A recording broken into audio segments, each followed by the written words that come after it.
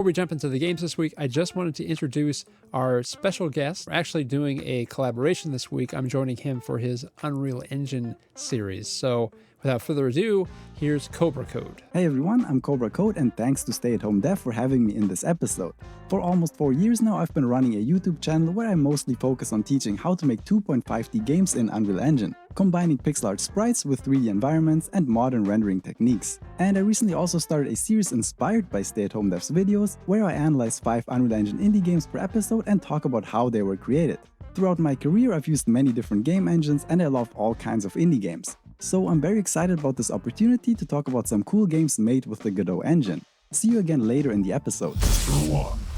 This is the bizarre world of Navicula Meatus, where you'll encounter a decaying town that's equal parts grotesque and captivating. As you navigate through murky alleys filled with what can only be described as fleshy growths, you'll interact with some truly charming yet unsettling characters. The game throws you into a unique puzzle crawler experience, allowing you to transform into a crustacean, hence the red claws, and manipulate an intricate grid-based meat system. Forget about any helpful directions though, human language has been completely removed for pure immersion. Good luck with that. Each playthrough is an adventure in instability, as the meat glue binding the world will shift, revealing new surprises and disfigurements. Number 2. Meet Cornerpond, a charming little gem that lets you cast your line while you tackle life's other tasks, making it perfect for multitaskers or anyone who just wants to chill. It's a game that combines the thrill of fishing with the laid-back vibe of your favorite idle games. The desktop idle craze has continued to grow with the Godot Engine, and reviewers are responding positively to low-entry idle games like this. You'll dive into 5 unique biomes where over 100 different fish are waiting to be caught. As you reel in those slippery critters, you can upgrade your rod and bait to snag even bigger fish. Because who doesn't want to show off their angling skills? Customize your avatar to match your fishing style and get ready to hook some fun, all while enjoying the ultimate fishing experience right from the corner of your screen. Number 3. Take a nostalgic trip back to the extreme sport days of old, except you're a fish. Imagine a world where you're not just swimming, but soaring through the air. Welcome to Tuna Hake's Underwater. First, points for the Tony Hawk reference. In this delightfully quirky game, you play as a fish performing acrobatics like in its Olympic sport, with no one really questioning why.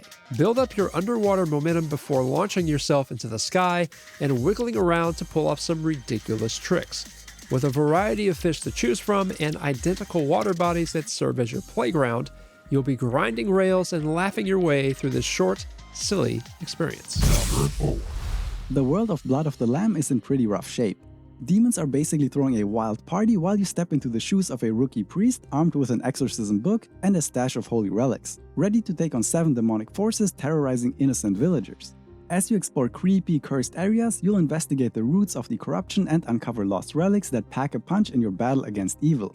Don't forget to participate in church rituals for boosts, and remember, your choices shape the story's outcome, so each exorcism feels like a unique adventure. Gear up, grab your relics, and send those demons back to where they came from.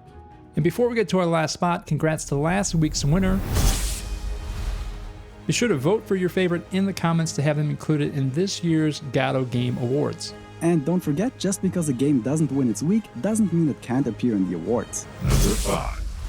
The world is on the edge of collapse, and only the sharpest minds can lead the charge.